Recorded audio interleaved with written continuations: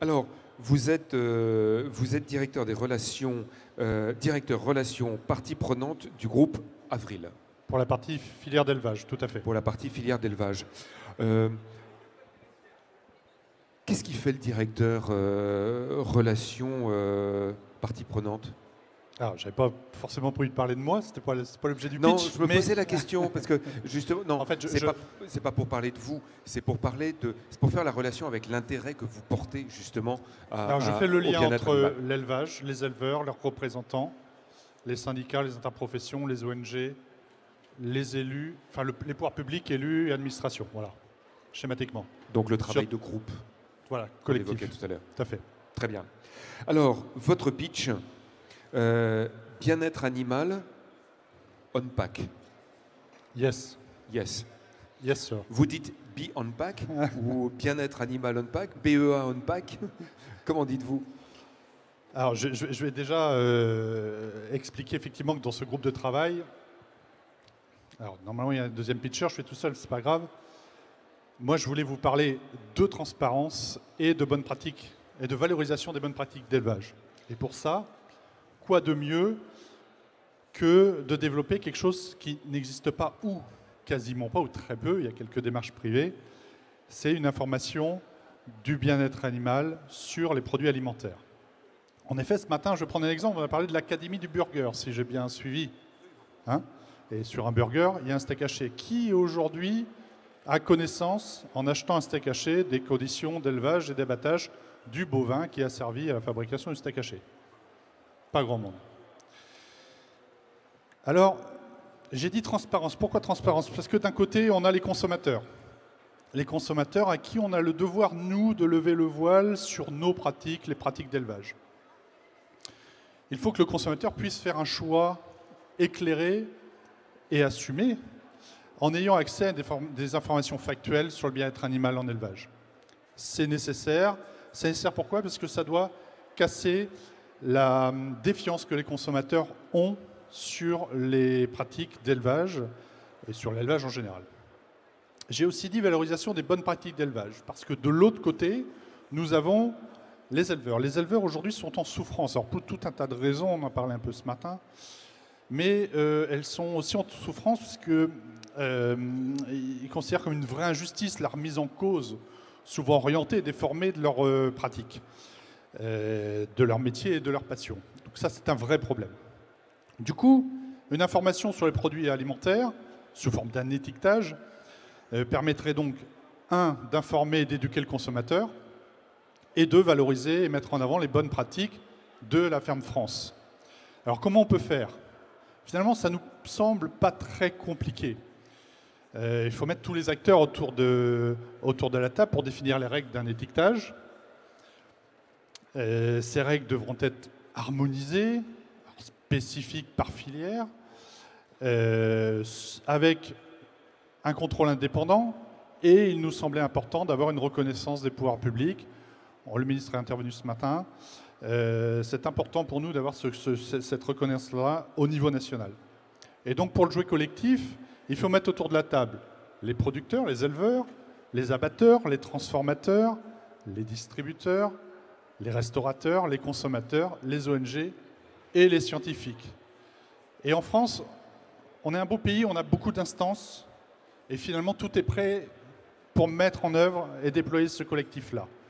On peut imaginer, et c'est ce qu'on a imaginé nous en tout cas, c'est de placer ce collectif sous le haut patronage du Centre national de référence sur le bien-être animal. C'est une institution qui existe. Et pour piloter ce collectif-là, on utiliserait aussi une instance qui existe, on ne va pas réinventer, c'est le CNA, le Conseil national de l'alimentation, qui a d'ailleurs émis un avis sur l'étiquetage de bien-être animal. Alors si vous êtes un acteur engagé dans la filière animale comme moi je peux l'être, eh bien rejoignez le mouvement. Et pour conclure, parce que je fais très court, on m'a demandé de faire très court, pour conclure je vais me permettre de citer le Dalai Lama. Alors là je prends mon petit papier, qui ne mange pas de viande certes. Mais ce qui est intéressant, c'est qu'il dit ça, il dit un manque de transparence entraîne un profond sentiment d'insécurité et de méfiance. Alors osons la transparence. Merci. Merci. merci pour ce pitch. J'ai envie de demander, vous l'avez entendu l'un et l'autre, hein, industriel, ancien industriel, si j'ai bien compris, venu d'un monde qui n'est pas le monde animal. Qu'est-ce que ça vous évoque aujourd'hui, ce monde animal, et les propositions qui sont faites là, sur l'idée d'informer, de transparence, d'harmoniser les règles, si j'ai bien compris ce que vous me disiez. Qu'est-ce que ça vous évoque ? Effectivement, dans le cadre du groupe de travail, très rapidement, la question de la transparence et de l'information consommateur est arrivée, avec cette idée de créer un étiquetage sur le niveau de bien-être animal des produits consommés par les consommateurs, qui est une information qui est de plus en plus demandée par nos clients. Et il se trouve qu'effectivement, nous avons co-construit il y a maintenant quasiment 3 ans cette proposition avec plusieurs ONG pour essayer de construire à la fois un référentiel et un étiquetage qui permettent de donner une information qui soit claire, précise et robuste à nos clients sur le niveau de bien-être animal des produits qu'ils consomment, de la naissance, en prenant en compte le transport, l'élevage et l'abattage. Et on a développé ce projet sur la filière volaille, poulet, dans un premier temps. Et nous avons réussi, en s'inspirant d'ailleurs des travaux du Nutri-Score, à restituer cette information de manière simple à travers d'une étiquette à plusieurs niveaux qui permet au consommateur, lorsqu'il achète son produit sur le packaging et au moment, sur l'information, l'étiquette prix, d'avoir l'information du niveau de bien-être animal du produit qu'il achète. Donc cette information, elle existe. Donc cette information, elle existe aujourd'hui sur effectivement le poulet qui est acheté par nos clients dans nos magasins, soit sur nos marques propres. Et puis on a fait en sorte d'ouvrir ce projet, cette association que nous avons créée pour porter le projet, à d'autres distributeurs et d'autres industriels. Et donc aujourd'hui, un certain nombre de nos concurrents sont engagés dans la même démarche sur le même type de filière et proposent la même information, notamment si vous achetez des poulets alors Casino, Terre et Saveur ou à nos marques Monoprix, mais aussi Loué, vous allez trouver une étiquette qui vous donne le niveau de bien-être animal du produit que vous consommez. Alors pour l'instant uniquement sur cette filière poulet, ce qui est déjà un travail colossal qui a été réalisé par les équipes en lien avec les ONG et nos fournisseurs. C'est un bon début, merci beaucoup de l'avoir fait. Alors je suis ravi parce qu'on a récupéré Camille, Camille Perrault. Je vais vous demander, récupérer le micro. Camille Perrault, vous êtes à AgroParisTech. Vous m'entendez? Oui. Oui, ça marche. Oui. Oui, en effet, je suis du coup étudiante à AgroParisTech, une école d'ingénieurs spécialisée agronomie et environnement. Très bien. Voilà. Et je suis venue du coup pitcher une action sur le bien-être animal. Alors votre pitch s'appelle la fresque du bien-être animal. En effet. Eh bien, vous avez 4 minutes. Merci. Donc bonjour à tous. Je suis désolée d'être en retard. Et moi, c'est Camille. Donc, si je suis ici devant vous, c'est pour vous parler de quelque chose qui me tient particulièrement à cœur, le bien-être animal. Pour la petite histoire, moi, je viens de la campagne. J'ai toujours vécu autour des animaux de compagnie, les animaux sauvages, les animaux d'élevage. Et la question du bien-être animal ne se posait pas vraiment, puisque la mise en pratique du bien-être animal dans des petites exploitations familiales extensives était assez évident. Et je vais maintenant vous poser 2 questions. N'hésitez pas à participer. Donc, qui parmi vous se sent concerné sur le bien-être animal? Vous pouvez lever la main. Hein. Super. Déjà, ça c'est bien. On part sur une bonne base. Donc, il y a un nombre assez important de potentiels porteurs de projets. Donc, deuxième question. Qui est capable, dans la salle, de définir précisément ce qu'est le bien-être animal et ainsi que comment le mettre en place? Je pense qu'on a tous une petite idée de la question. Ouais. Mais il n'y a pas... On en a parlé dans la contextualisation tout à l'heure, parce que c'était le bien-être animal. Donc j'arrive un peu en retard. Mais effectivement, la problématique, c'est que on a quand même une masse d'informations qui nous est donnée tous les jours. Et pour trier, ordonner les informations et pouvoir vraiment mettre en place ce bien-être animal, c'est plus compliqué qu'il n'y paraît. Et donc, avec mon groupe de travail, on s'est dit, on veut trouver un outil ludique, facile, rapide à mettre en place et accessible à tout le monde pour d'abord avoir une vue d'ensemble sur ce bien-être animal et aussi identifier les leviers d'action de bien-être animal. Et là, on s'est dit, il existe déjà un outil sur un autre sujet et qui a fait ses preuves, la fresque du climat. Alors, à l'instar de la fresque du climat ou celle de la biodiversité, une fresque du bien-être animal permettrait d'avoir une vision globale et donc vraiment d'identifier les actions pour chaque acteur. Et donc, ce que je vous propose, c'est du coup, de voter pour l'action, deuxièmement, faire grandir ce beau projet qui est la création de la fresque du bien-être animal. Et pour le mot de la fin, je dirais, je dirais la fresque du climat n'attend que vous. Et pourquoi pas s'engager dans cette fresque du climat. Merci beaucoup. Merci pour cette présentation. Donc on a compris une fresque animale qui prend la suite de la fresque du climat et d'autres actions qui se sont faites dans d'autres domaines. C'est bien de les mener. Merci à vous. Une réaction comme ça, Pierre-Christ, qu'est-ce que le bien-être animal vous évoque quand on voit des jeunes justement qui nous parlent de ça, qui nous disent prenez conscience qu'il se passe quelque chose, faisons quelque chose pour eux? C'est extrêmement encourageant. C'est au même titre que la réaction de tous les jeunes là qu'on voit qui sont dans la salle et qui réagissent sur plein de sujets. Moi, je suis d'une génération pour laquelle le bien-être animal, ça n'existait pas au début. On n'en parlait pas. Il faut dire les choses très clairement. Maintenant, c'est quelque chose qui apparaît et c'est heureux que déjà des gens comme moi s'en emparent, mais que les jeunes s'en emparent aussi.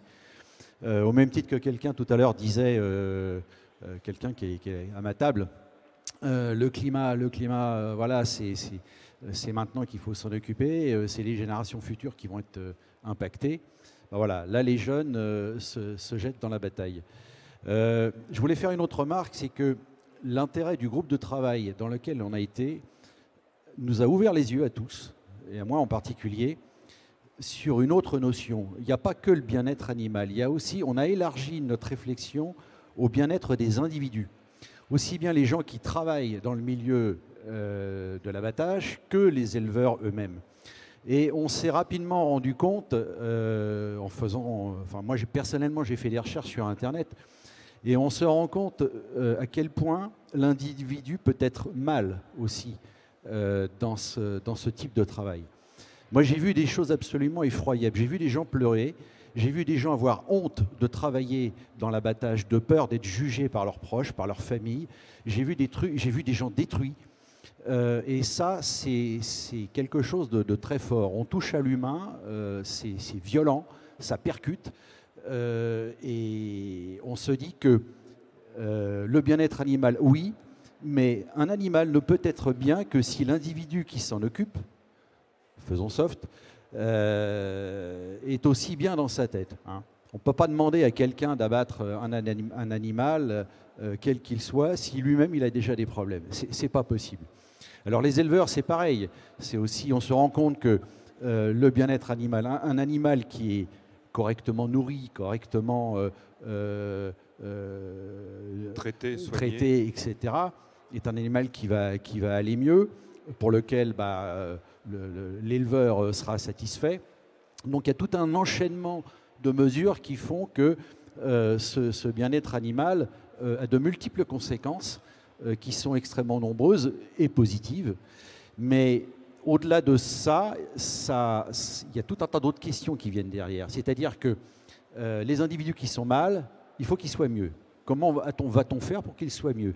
Comment va-t-on faire aussi pour rassurer le consommateur que je suis, pour dire effectivement, on a amélioré les choses, les gens qui travaillent dans cette profession-là vont mieux. Quelles preuves on peut apporter à ça? Il y a un traçage d'informations. Tout à l'heure, mon voisin parlait de transparence. On est en plein dedans. Il faut vraiment de la transparence dans ces métiers-là, qui ne sont pas très valorisants, qu'on cache un peu, mais cacher les choses, on ne les cache pas très longtemps. Au bout d'un moment, ça explose. Et quand ça explose fort. Et le consommateur, il le voit. Donc, il vaut mieux parler sereinement des choses, mettre à plat le problème, voir quelles sont les solutions que l'on peut apporter, et surtout, moi j'ai beaucoup insisté dans les débats là-dessus, impliquer les gens qui travaillent, ne rien imposer, essayer de convaincre, faire venir les gens, les amener à réfléchir, à donner leur point de vue, pour qu'ensuite ils puissent accepter en bonne conscience et je dirais en quasiment acceptation presque totale d'une nouvelle situation. On tend vers ça. Merci beaucoup pour ces propos qui effectivement rappellent que, une fois encore, le groupe, il y a les animaux et puis il y a les gens qui travaillent avec. Merci pour vos deux pitchs que vous avez entendus. Donc, il s'agit maintenant pour vous d'utiliser cette fameuse, alors c'est pas une application, on m'a dit tout à l'heure, hein, mais vous utilisez Klaxoon. Klaxoon, donc que vous avez, l'un d'entre vous est en lien dessus. Je vous laisse vous consulter pour savoir pour qui vous voulez voter, soit de Beyond Pack, on dit comme ça, Beyond Pack, admettons, et de la fresque du bien-être animal. Deux idées qui se tiennent l'une et l'autre, qui sont importantes, qui ont chacune leur intérêt. Mais néanmoins, on vous demande de donner votre avis et d'avoir une tendance pour savoir de laquelle des deux vous êtes, à laquelle des deux vous portez le plus votre intérêt. Je vous laisse le temps. L'application est ouverte.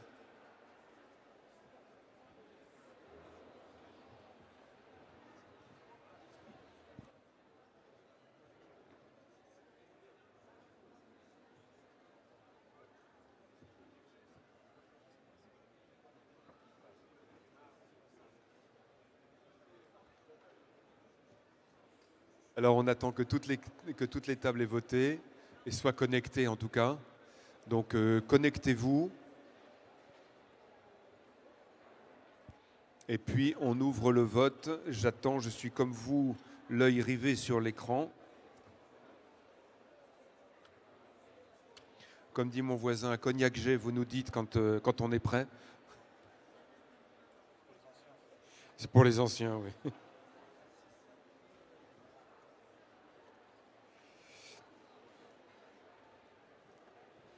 Voilà, donc le vote est ouvert. Quelle est la proposition que vous préférez parmi les deux suivantes?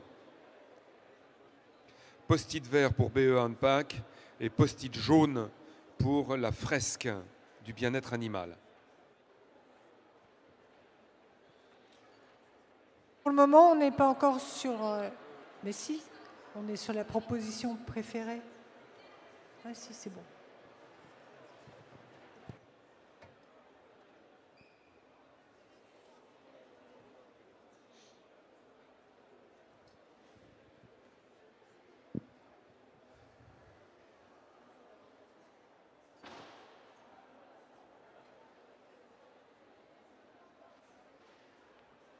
Voilà, alors on a les résultats qui progressent.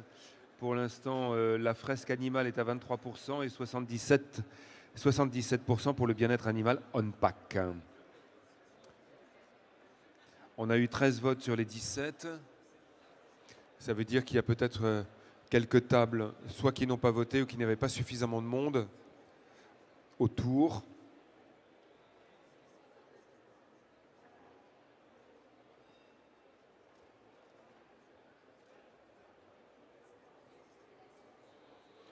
Cognac G, est-ce que le vote est terminé? Oui.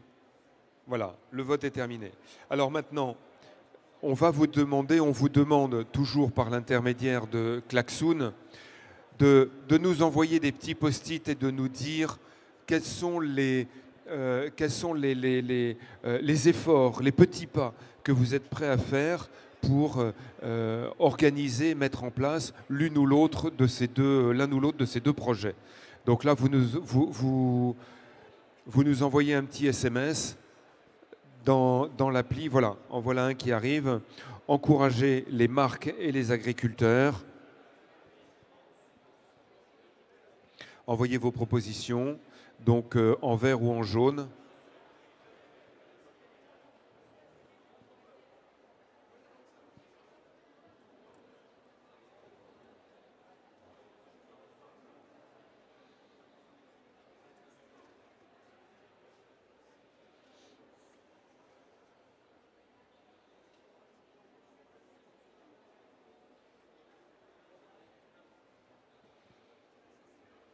J'avais une question, je vais profiter le temps que les post-it arrivent. Une question pour Camille, puisque vous êtes à AgroParisTech.